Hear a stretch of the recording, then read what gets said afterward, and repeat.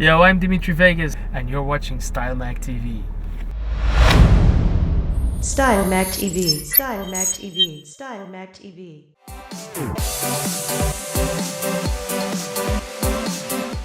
Well, actually, I cannot talk about my brother because my brother, technically, he's the more stylish one of the two. I mean, with his hats, and he's got the whole philosophy of how and what he should wear. Let's say he's got taste, whereas people in general, especially the people close to me, they tell me I don't have taste.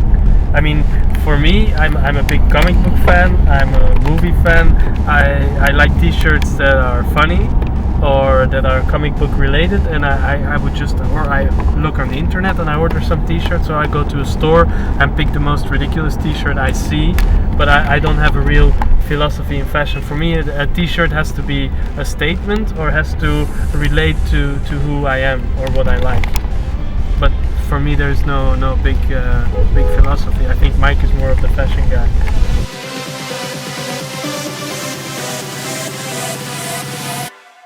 Steve is the best. I mean, in my opinion, he's probably the best entertainer out of all the DJs around right now.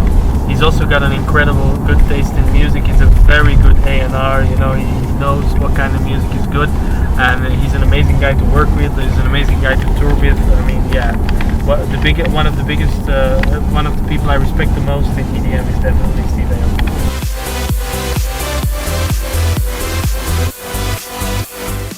To be honest, I like the caking thing, but the only reason, I mean, it's Steve's thing. I mean, we cannot just start throwing cake. I would love to, but I mean, Steve just got that shit patented. Like, we have to find something else.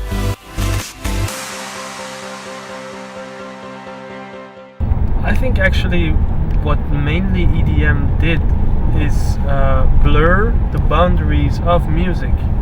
Because if you hear our set, for example, there is a hip-hop in there, there is rock in there, there is even some pop influences in there, you know, there is no boundaries, and maybe, yeah, you cannot make a hip-hop remix of a commercial track easy, or you cannot make a hip-hop remix that easy of a rock track. I mean, it's not done. But in house music, any DJ would hear like, oh, that's a nice song, fuck, I'm gonna remix it or I'm gonna bootleg it, and it just creates a whole new world to work in.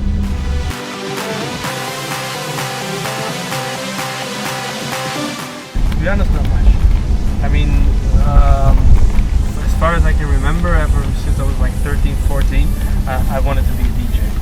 So I've always been into that, even like in the very beginning with a Discman and all these kind of weird connections just to make mixtapes.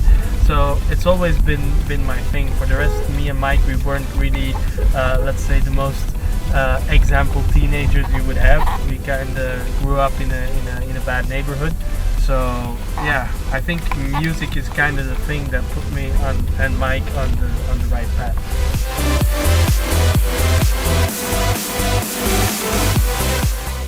I think, especially if you don't have a lot to live for. I mean, that's maybe a bit dramatic, but if you don't have the perfect goal in your life, and then all of a sudden you find something that you love to do that you can create, and it's a weird feeling it gives, you know, when you make a track and you see people, they really like it, or you DJ and the crowd goes nuts, and it gives a special feeling of accomplishment, I suppose. And I think for a lot of guys who maybe would have had a bad life, and they get the chance to do what they love and do something with music, it's a real big eye opener, and it's something you want to work for. And if you work really hard and then you achieve what you want, it's one of the most amazing feelings there is.